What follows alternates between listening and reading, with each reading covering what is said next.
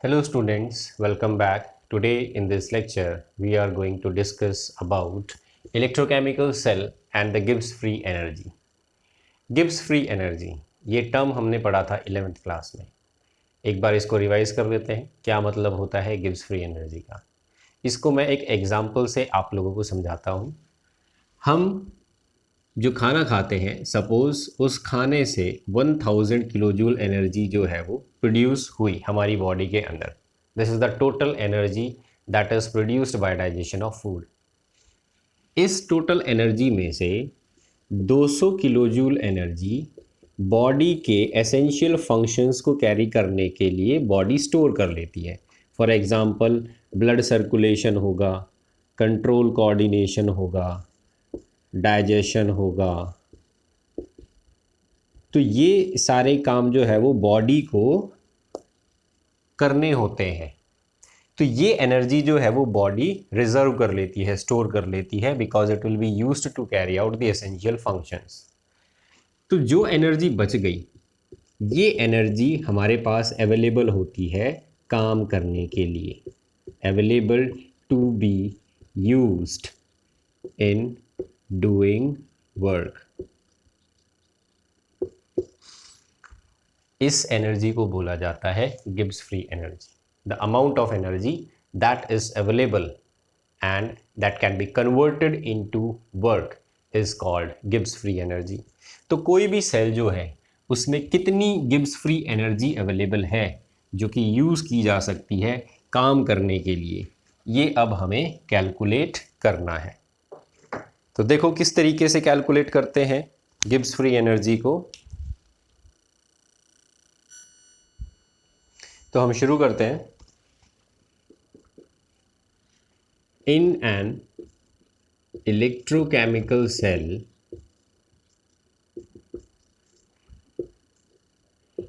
The chemical reaction या the chemical change taking place converts the chemical energy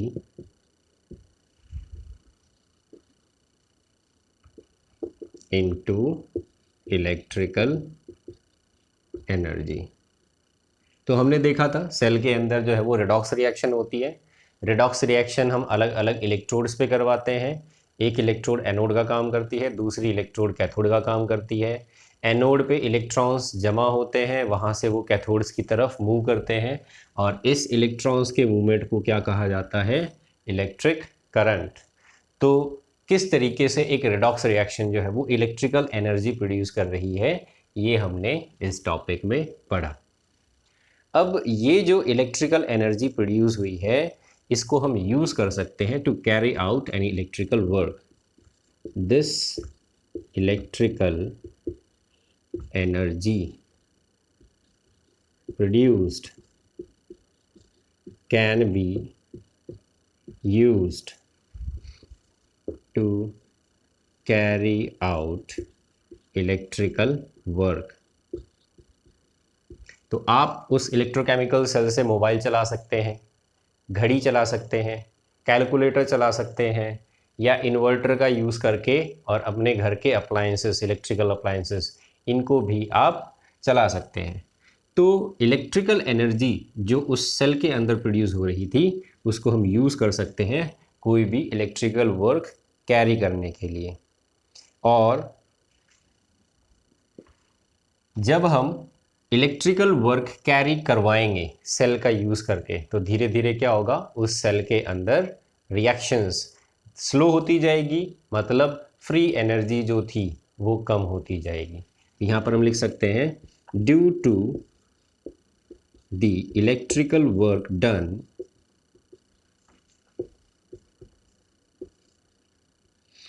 the free energy of the cell continuously decrease. तो free energy जो है वो continuously decrease होती जाएगी. और हमने फर्स्ट लॉ ऑफ थर्मोडायनेमिक्स में क्या पढ़ा था, जितना ज़्यादा काम करोगे उतनी ही ज़्यादा फ्री एनर्जी कम होती जाएगी. So we can say that according to first law of thermodynamics,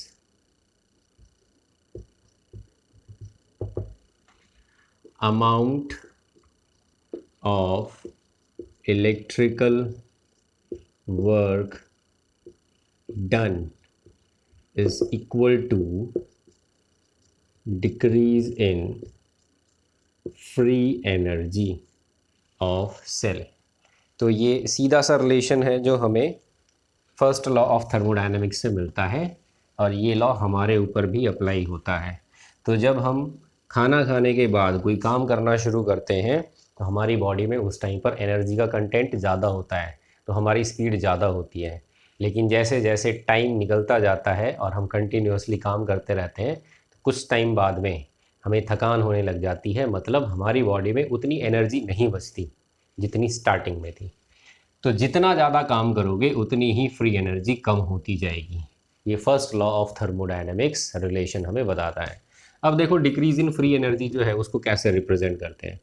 late initial free energy is equal to G1. तो गिब्स फ्री एनर्जी को हम कैपिटल जी से रिप्रेजेंट करते हैं. फाइनल फ्री एनर्जी जो है इसको लेते हैं हम G2 से. तो चेंज क्या आ गया, चेंज इन फ्री एनर्जी कितना हो गया, फाइनल माइनस इनिशियल. ये वैल्यू कम रहेगी क्योंकि काम किया है तो हमारी एनर्जी घट गई, तो इस वजह से फ्री एनर्जी फाइनल जो है वो कम है, इनिशियल ज़्यादा थी. तो हम यहाँ पर लिख सकते हैं since G2 is less than G1 therefore change जो है इसको हम क्या लिख सकते हैं, माइनस डेल्टा जी. तो चेंज इन फ्री एनर्जी किसके बराबर आ गया, माइनस डेल्टा जी के बराबर. तो इधर वाला जो है इसको हम रिप्रेजेंट करते हैं माइनस डेल्टा जी से. अब इसके लिए जो है, इसके लिए भी हम जो है वेरिएबल्स यूज़ करते हैं. तो देखो इलेक्ट्रिकल वर्क डन जो है वो किसके बराबर होगा. आप लोगों ने फिजिक्स में डेफिनेशन पढ़ी होगी कि पोटेंशियल जो है वो क्या होता है, potential difference amount of work done to bring a charge from infinite to a point, this is called potential. ठीक है. तो इलेक्ट्रिकल वर्क डन इसका सिंपल सा फॉर्मूला होता है electrical work is equal to charge multiplied by electromotive force, that is potential या potential difference. तो ये रिलेशन होता है इलेक्ट्रिकल वर्क के लिए. तो चार्ज फ्लोइंग, कौन सा चार्ज है, चार्ज फ्लोइंग थ्रू सेल या थ्रू द एक्सटर्नल सर्किट. तो ये इलेक्ट्रिकल वर्क के बराबर होता है. अब चार्ज जो है उसको हम यहाँ पर रिप्रेजेंट करते हैं number of moles of electron से, n से. तो नंबर ऑफ मोल्स बोला गया है, इस वजह से इसको फैराडे कांस्टेंट से मल्टीप्लाई करना पड़ेगा, क्योंकि एक इलेक्ट्रॉन का चार्ज होता है 1.6 इंटू 10⁻⁹. एक मोल इलेक्ट्रॉन का चार्ज होता है 96500 कूलम. और ईएमएफ ऑफ सेल को हम ई सेल से रिप्रेजेंट कर ही रहे थे. तो इलेक्ट्रिकल वर्क जो है वो किसके बराबर आ गया, N इंटू एफ इंटू ई. N इंटू एफ क्या है, charge in terms of mole. तो ऐसा यूनिट में हम ले रहे हैं यहाँ पर चार्ज को. तो number of electrons multiplied by Faraday's constant is equal to charge in terms of moles या charge carried by 1 mole of electron. तो अब देखो रिलेशन क्या बन गई, according to first law of thermodynamics N into F into E cell is equal to minus delta G, और we can say that delta G is equal to minus N into F into E cell. तो किसी भी cell के अंदर कितनी free energy available है जो कि काम करने के लिए यूज़ की जा सकती है, वो हो गई ये द फ्री एनर्जी चेंज या फिर Gibbs free energy. N is number of electrons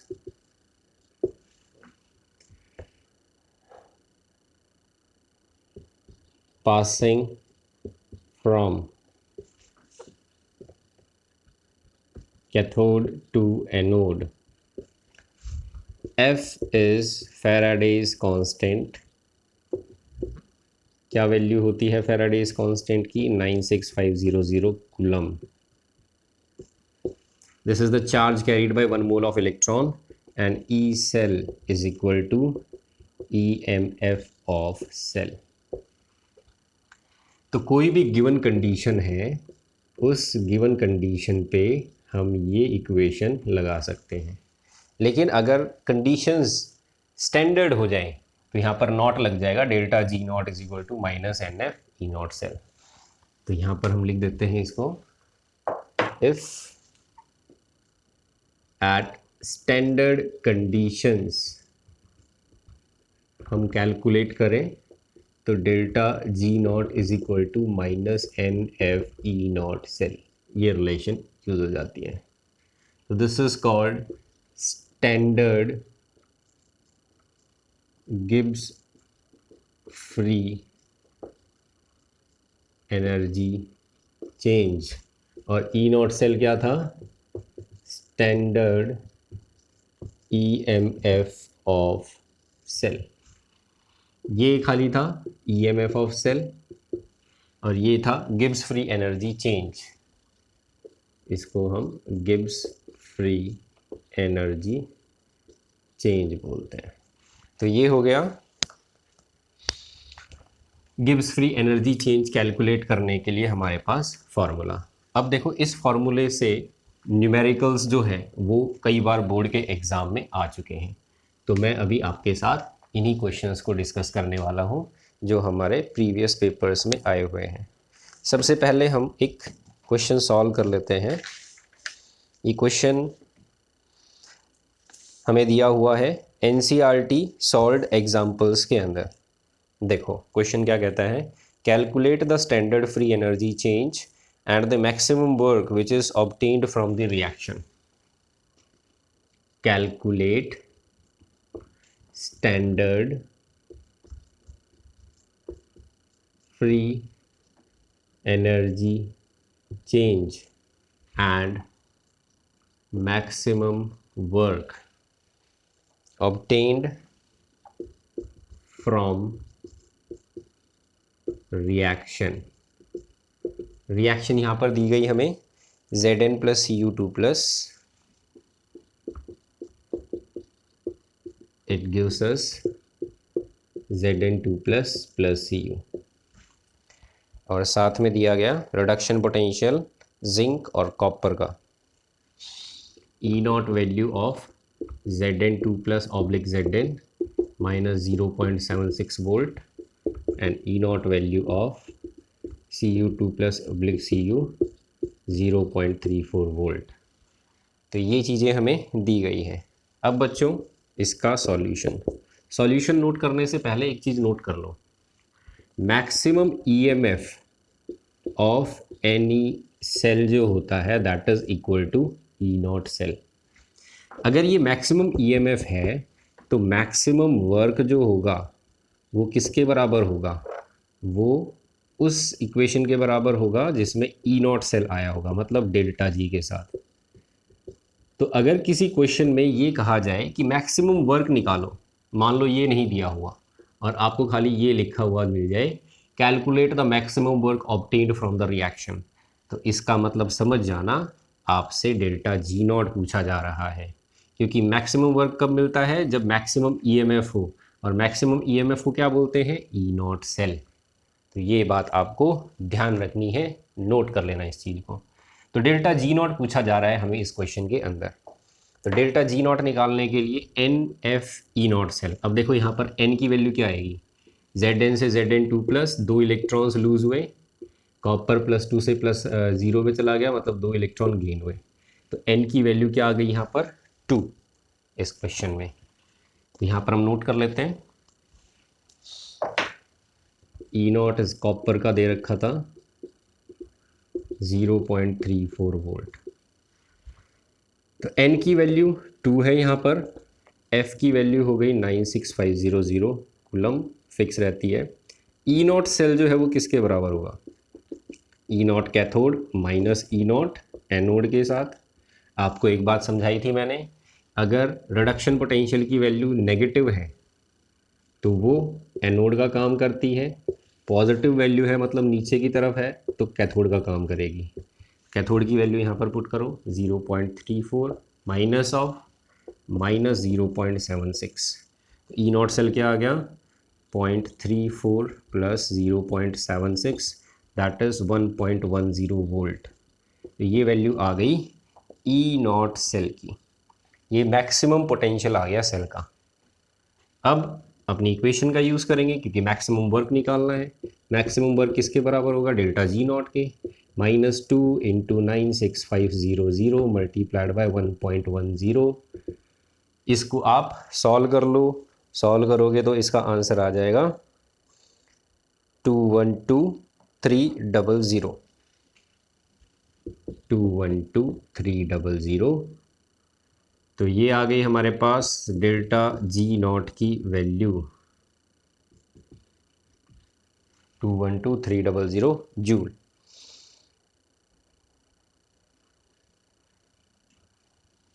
अगर इसको किलो जूल में कन्वर्ट करना हो तो डिवाइड बाय 1000 कर देना, 212.300 kilo joule, kilo joule per मोल, ये joule per mole.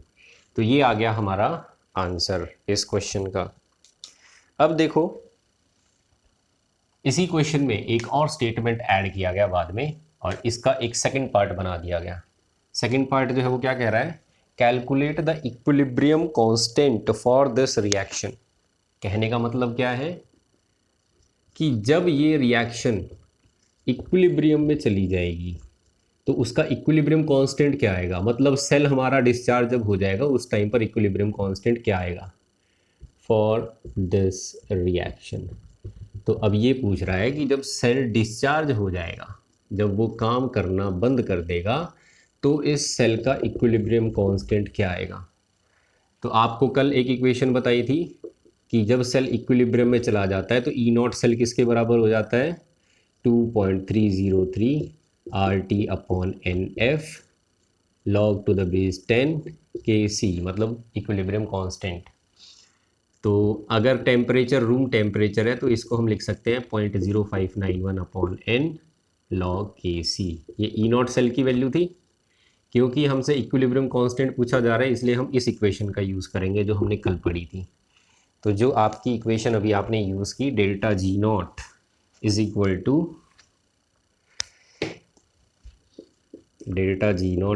To minus N F E not cell. अब देखो इसमें ये वैल्यू पुट करेंगे minus N F into 2.303 R T divided by N F log K C. N F से N F cancel हो जाएगा, क्या बचेगा 2.303 आर टी लॉग के सी।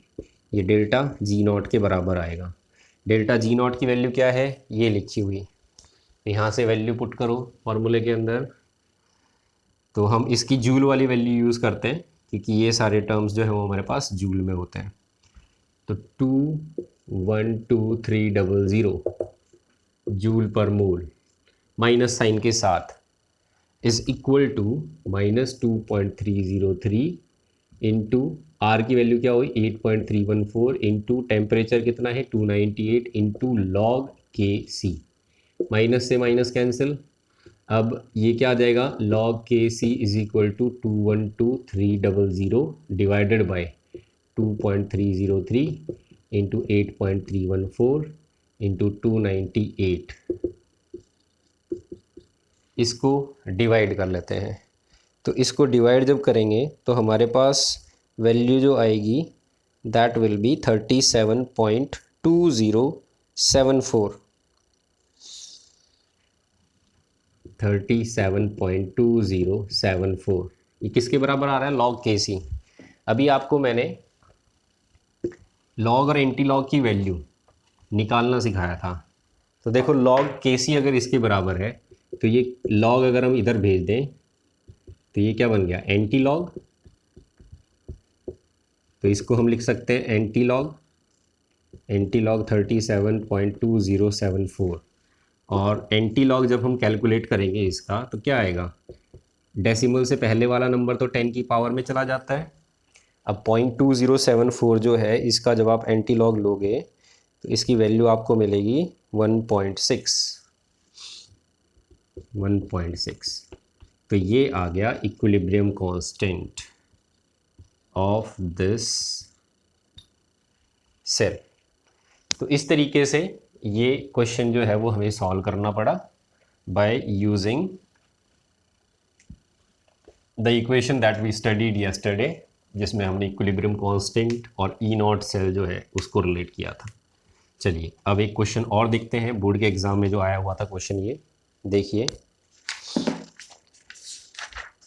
क्वेश्चन दिया गया CBSE 2011 के अंदर, 2011 का क्वेश्चन है ये। Determine the value of equilibrium constant and delta G not.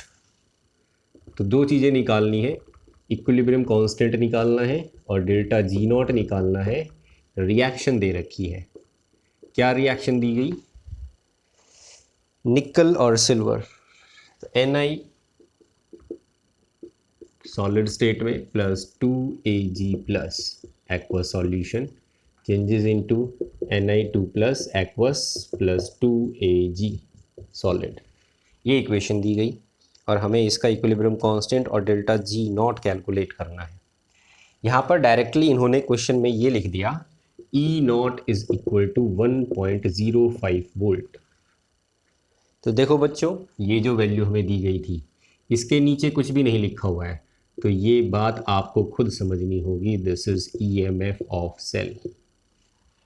अगर इसके नीचे किसी इलेक्ट्रोड का रिडक्शन पोटेंशियल या ऑक्सीडेशन पोटेंशियल जो है उस तरीके से लिखा जाता, जैसे सेल फार्मूला में यूज़ करते हैं, तब तो ये गिवन वैल्यू जो थी वो या तो रिडक्शन पोटेंशियल रहती या ऑक्सीडेशन रहती।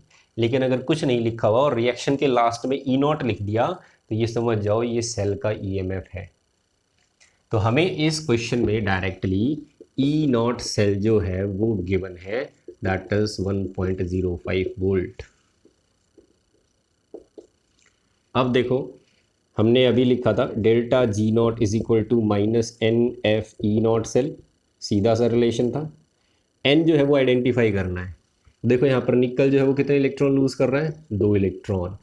सिल्वर के 2 एटम्स हैं, दोनों एक एक इलेक्ट्रॉन लूज कर रहे हैं, तो ये भी टोटल मिला के 2 इलेक्ट्रॉन लूज कर रहे हैं।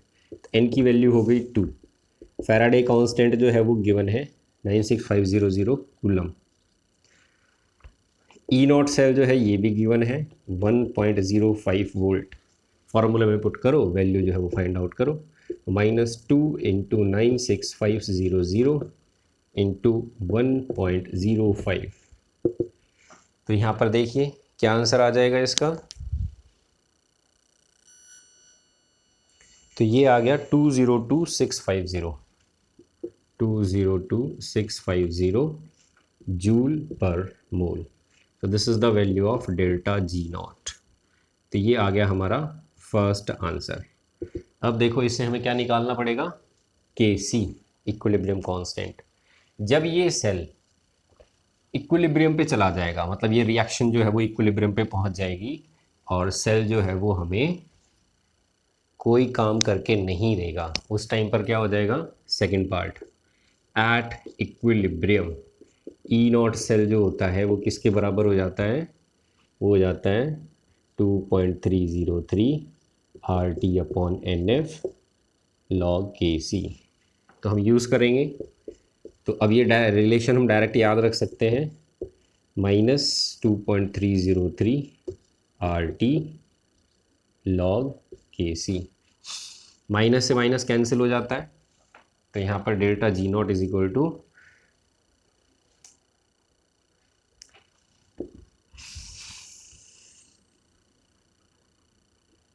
माइनस आएगा, सॉरी, 2.303 इंटू 8.314 इंटू जो भी टेम्परेचर है हमारा, टेम्परेचर जो है वो यहाँ पर कुछ नहीं दिया गया था तो हम इसको रूम टेम्परेचर लेंगे, log Kc किसके बराबर आ रही थी वैल्यू, 202,650। तो ये वैल्यू थी। यहाँ पर माइनस से माइनस कैंसिल हो जाएगा।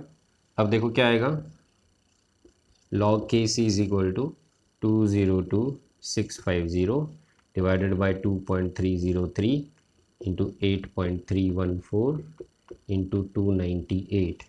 This is equal to log KC. तो इसको डिवाइड करते हैं 2.303 divided by 8.314 divided by 298. Answer आया 35.51619. 35.51619. तो ये आ गया log KC. इसका एंटी लॉग लेना पड़ेगा. 619 को हम क्या लिख सकते हैं 62. तो ये नंबर जो है ये तो चला जाएगा 10 की पावर में, और KC is equal to antilog लेंगे जब हम इसका 0.5162 का, तो क्या आएगा, तो इसका आंसर आता है 3.41. So this is the value of equilibrium constant that will be obtained. तो ये हो गया हमारा न्यूमेरिकल जो 2011 के क्वेश्चन पेपर में पूछा गया था. चलिए अब एक और क्वेश्चन जो है वो हम प्रैक्टिस करते हैं 2007 का. 2007 बोर्ड एग्जाम में पूछा गया ये क्वेश्चन.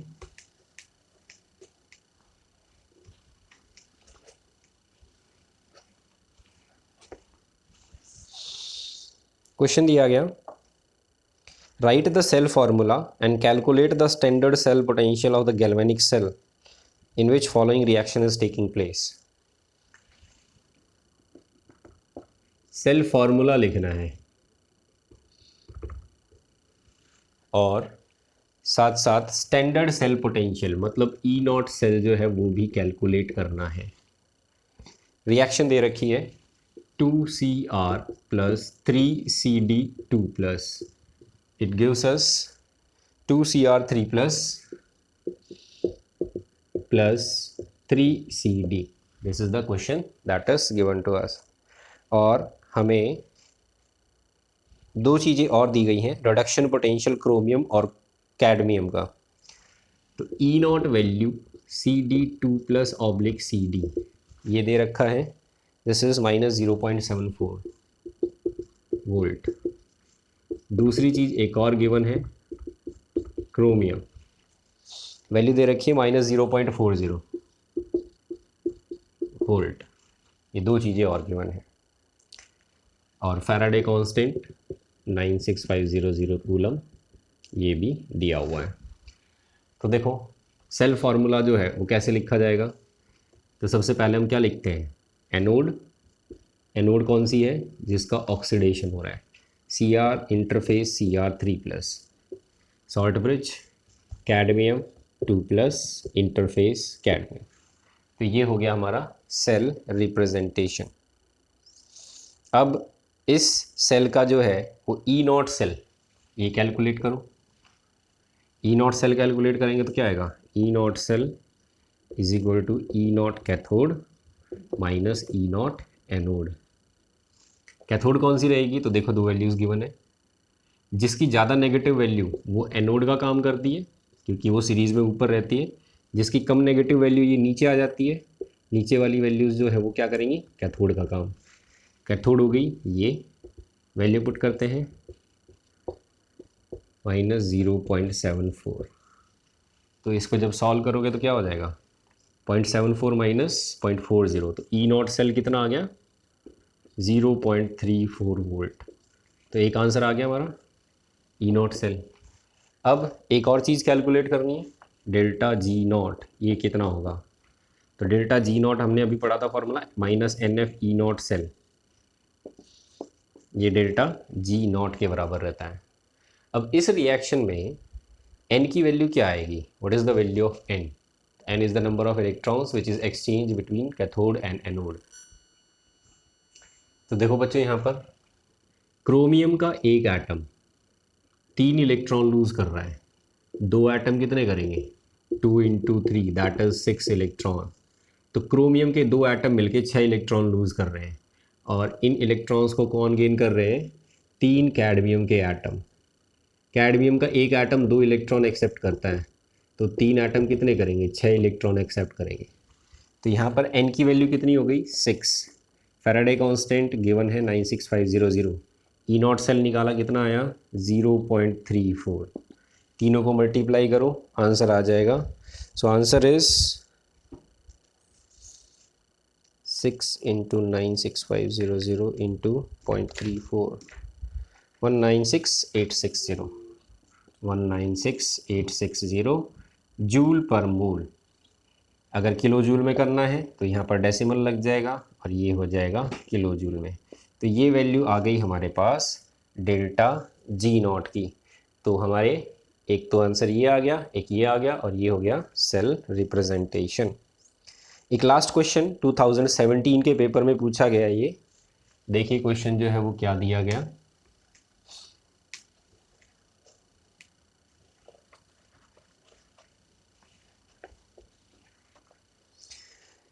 क्वेश्चन दिया गया the cell in which following reaction take place.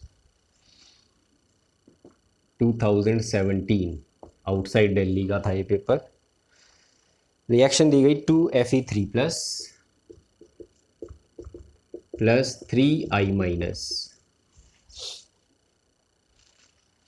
2I minus it changes into 2Fe2 plus I2। ये क्वेश्चन दिया गया। इस क्वेश्चन में ई नॉट सेल जो है वो हमें दे रखा है। E not cell is equal to 0.236 volt और टेम्परेचर दे रखा है 298 kelvin. Calculate the standard Gibbs free energy of the cell reaction, मतलब डेल्टा जी नॉट पूछा गया। तो यहाँ पर इजी सा क्वेश्चन है। हमें सबसे पहले n फाइंड आउट करना है कितना होगा। देखो बच्चों +3 से +2 स्टेट में जा रहा है आयरन, मतलब एक इलेक्ट्रॉन गेन कर रहा है एक एटम। कितने एटम है 2 एटम, तो 2 एटम कितने इलेक्ट्रॉन गेन कर लेंगे 2 इलेक्ट्रॉन। तो ये तो कर रहे हैं गेन। लूज़ किसने किया आयोडीन ने। आयोडीन का क्या हो गया ऑक्सीडेशन। तो ये 2 इलेक्ट्रॉन लूज़ कर रहे हैं, 2 एटम 2 इलेक्ट्रॉन लूज़ कर रहे हैं। तो n की वैल्यू क्या आ गई यहाँ पर n is 2। F Faraday constant होता है, वैल्यू याद रख लो 96500 कूलम। ज़रूरी नहीं है पेपर के अंदर हर बार लिख के देगा। ई नॉट सेल हमें ऑलरेडी गिवन है 0.236 वोल्ट। तो डेल्टा जी नॉट क्या आ जाएगा -2 इंटू 96500 इंटू 0.236। वैल्यू सॉल्व करेंगे तो क्या आएगी 2 इंटू 96500 इंटू 0.236। आंसर आ गया 45548 -45548 जूल पर मोल। किलो जूल में कन्वर्ट करनी है तो 45.548। This is the value of delta G not. तो इस तरीके से हम वैल्यूज़ कैलकुलेट कर लेंगे गिब्स फ्री एनर्जी की, और इक्विलिब्रियम कांस्टेंट जो है ये भी कैलकुलेट कर लेंगे। तो बच्चों इस चैप्टर से न्यूमेरिकल पोर्शन जो है वो हम कवर कर चुके हैं कंप्लीट। हमारा एक लास्ट टॉपिक और बचा है, उसके बाद ये चैप्टर हमारा कंप्लीट हो जाएगा। तो 3 टॉपिक है यहाँ पर न्यूमेरिकल पोर्शंस जिससे आ सकता है। सबसे पहला तो है सेल पोटेंशियल कैलकुलेट करने का, जिसमें हमने ई सेल और ई नॉट सेल कैलकुलेट करना सीखा। दूसरा पोर्शन हमने जो है वो लास्ट लेक्चर में कवर किया ही था, जिसमें हम इक्विलिब्रियम कांस्टेंट जो है ये कैलकुलेट करते हैं और नर्स्ट इक्वेशन का यूज़ करते हैं। तीसरा पोर्शन जो हमने आज किया जिसमें आती है गिब्स फ्री एनर्जी। तो ये 3 पोर्शंस ऐसे हैं जहाँ से आपको न्यूमेरिकल मिल सकता है इलेक्ट्रोकेमिस्ट्री में, इलेक्ट्रोकेमिकल सेल से रिलेटेड। इसके अलावा एक टॉपिक हम कर चुके हैं जो था हमारा कोलरॉज लॉ, अभी हमारे सिलेबस में है। उससे पहले जो हमने फैराडेज लॉ किए थे वो सिलेबस से हट गए हैं। तो इलेक्ट्रोकेमिस्ट्री में न्यूमेरिकल पोर्शंस के ये टॉपिक हैं। अगर आप प्रीवियस पेपर उठा के देखते हो तो ये जो 3 टॉपिक हैं इक्विलिब्रियम कांस्टेंट, नर्स्ट इक्वेशन और गिब्स फ्री एनर्जी, यहाँ से आपको प्रीवियस पेपर्स में काफ़ी क्वेश्चन मिल जाएंगे। तो बच्चों इनकी अच्छे से आप प्रैक्टिस कर लेना। Thank you.